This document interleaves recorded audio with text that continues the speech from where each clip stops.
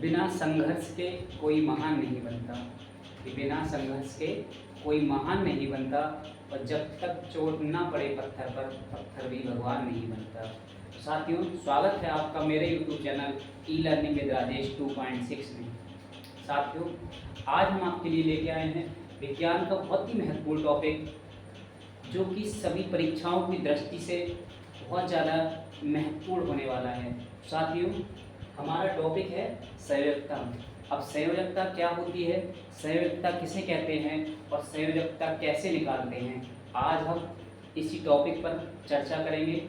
तो बात कर लेते हैं कि संयोजकता होती क्या है। संयोजकता क्या होती है? किसी तत्व के बाह्य कोश में उपस्थित इलेक्ट्रॉनों की संख्या, किसी तत्व के बाह्य कोश में उपस्थित इलेक्ट्रॉनों की संख्या क्या कहलाती है? संयोजकता कहलाती है। ठीक, अब बात करेंगे कि आपके सामने बहुत सारे तत्व लिखे हुए हैं, जो कि यूपी बोर्ड के छात्रों को बहुत समस्या होती है। तो मैंने क्या किया है कि तत्व के प्रतीक और उनके नाम हिंदी में मेंशन कर दिए हैं। तो साथियों, सबसे पहले हमें संयोजकता निकालने के लिए बोर-बड़ी मॉडल का ज्ञान होना बहुत जरूरी है। साथियों, जान लेते हैं सबसे पहले बोर-बड़ी परमाणु मॉडल क्या होता है।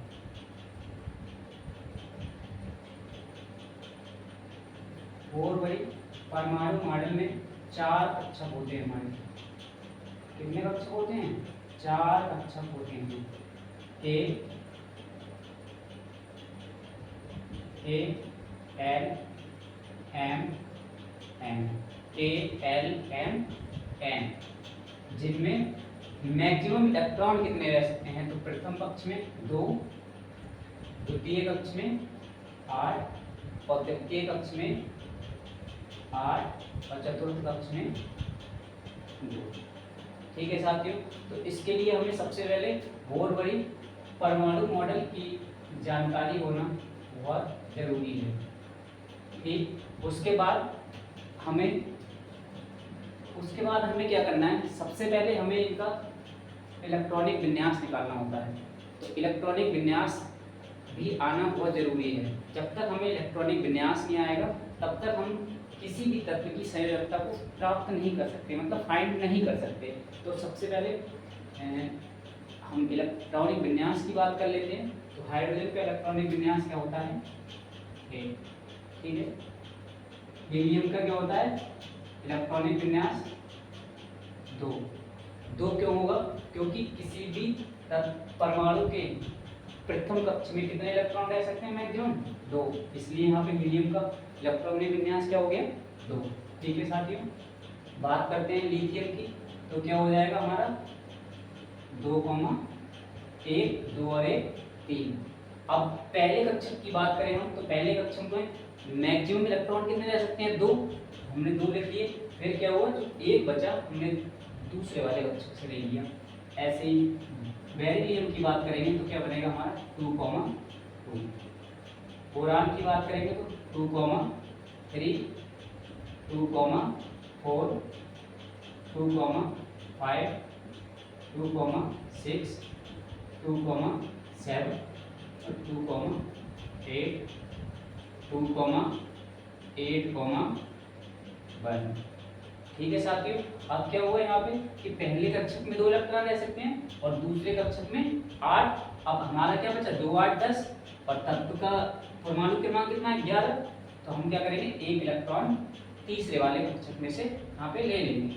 ठीक है, ऐसे ही मैग्नीशियम की बात कर लेते हैं तो 2, 8, 2। एल्युमिनियम की बात कर लेते हैं 2, 8, 3, 2, 8, 10, 10, 3, 13। सिलिकॉन की बात कर लेते हैं 2, 8, 4। फास्फोरस की बात कर लेते हैं 2, 8, 5। ऐसे ही सल्फर की बात कर लेंगे 2, 8 और ये तुम्हारा हो जाएगा 10 और 2, 8, 6। ये क्या हो गया हमारा साथियों? ये हमारा हो गया इलेक्ट्रॉनिक विन्यास। अब हम बात करेंगे संयोजकता की। हम किसकी बात करेंगे? बात करेंगे हम संयोजकता की। ठीक, तो संयोजकता के बाहरी को संयोजकता के अगर बाहरी कक्ष में कितने इलेक्ट्रॉन हो, बाह्य कोश में 1, 2, 3, 4। अगर किसी भी तत्व के बाह्य कोश में 1, 2, 3, 4 अगर इलेक्ट्रॉन होंगे तो वह उसकी क्या होगी, संयोजकता होगी। साथियों अगर 4 से ज़्यादा यानी कि 4 से अधिक इलेक्ट्रॉन होंगे तो हम क्या करेंगे, तो 4 से अधिक अगर इलेक्ट्रॉन होते हैं जैसे 5, 6, 7, 8,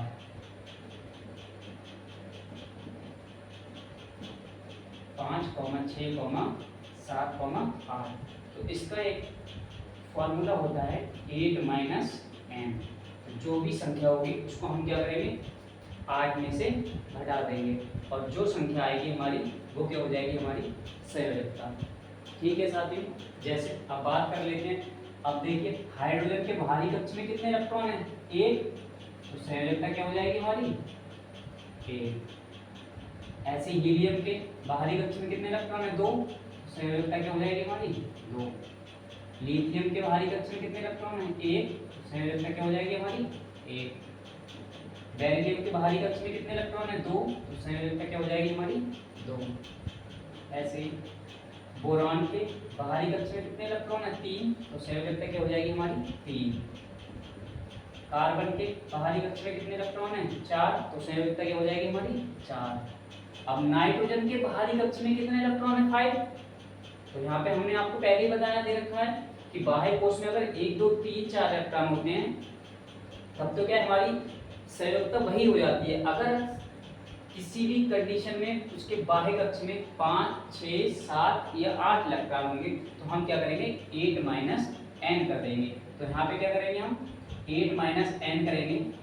8 माइनस n बराबर क्या हो जाएगा हमारा, 8 माइनस 5 बराबर 3। तो हमारी संयोजकता क्या हो जाएगी, 3।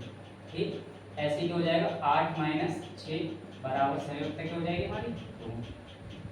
8 माइनस 7 बराबर 1, संयोजकता क्या हो जाएगी हमारी, 1। ठीक है, अब देखिए, अब ये क्या आ गई हमारी नियॉन, और नियॉन क्या होती है, अक्रिय गैस होती है।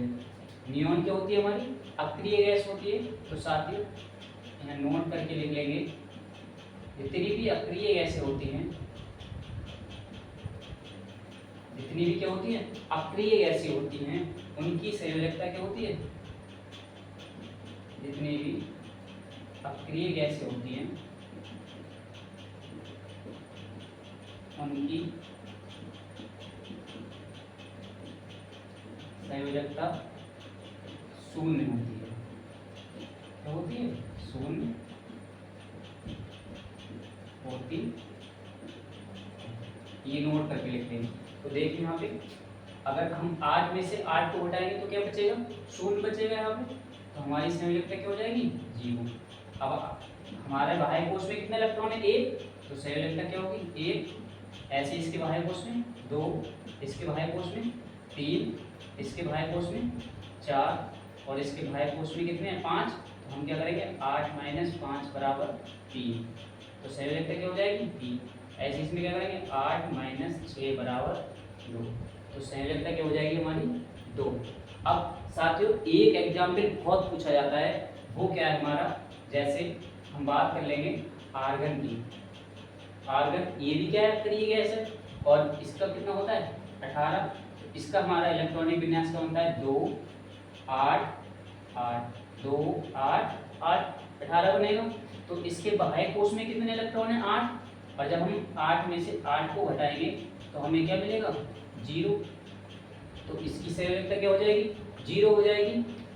ठीक है साथियों, तो मैं आशा करता हूँ कि आज का ये टॉपिक आपको समझ में अच्छे से आया होगा। अगर आपको ये टॉपिक अच्छे से समझ में आया है तो वीडियो को ज़्यादा से ज़्यादा शेयर करें, कमेंट करें, वीडियो को लाइक करें और हमारे YouTube channel e learning with Rajesh 2.6 को सब्सक्राइब करना ना भूलें।